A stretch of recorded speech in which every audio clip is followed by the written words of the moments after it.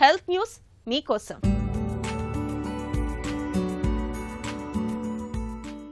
చిన్నప్పుడు బడిలో గోడ కుర్చీ వేసిన అనుభవం మనలో చాలా మందికి ఉండే ఉంటుంది.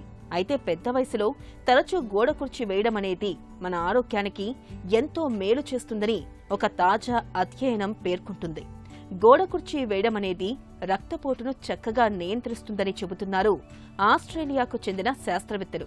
ఒక అంచనా ప్రకారం ప్రపంచంలో 120 కోట్ల మందికి పైగా అధిక రక్తపోటుతో బాధపడుతున్నారట.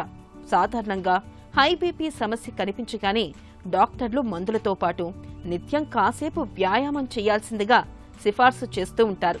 వ్యాయామాల్లో చాలా రకాలే ఉన్నాయి, కానీ వాటన్నిట్లోనూ గోడ కుర్చీ, ప్లాంక్, ఆఫ్ ప్లాంక్ వంటి వ్యాయామాలు రక్తపోటును చక్కగా అదుపు చేస్తున్నట్లు ఆస్ట్రేలియాలోని న్యూ ఇంగ్లాండ్కు చెందిన పరిశోధకులు తేల్చి చెబుతున్నారు. ఈ తరహా వ్యాయామాల్ని ఐసోమెట్రిక్ వ్యాయామాలని అంటారు. యోగాసనాల్లో తాడాసనం, వీరభద్ర ఆసనం వంటివి ఈ కోవలోకే వస్తాయి. సుమారు 16,000 మంది బీపీ బాధలతో రకరకాల వ్యాయామాలు చేయించి వాటి ఫలితాలను చూశాక ఈ విషయం చెబుతున్నారు పరిశోధకులు.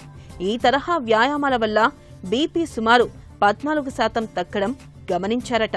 అంతేకాదు, వీరిలో గుండెపోటు ముప్పు కూడా 22% తక్కువగా ఉందని తేలింది.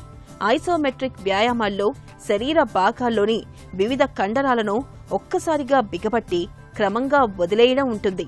ఇది ఆయా భాగాల్లోని రక్తనాళాలను సమర్థంగా పనిచేయించి రక్త ప్రసరణను క్రమబద్ధం చేస్తుందని చెబుతున్నారు శాస్త్రవేత్తలు.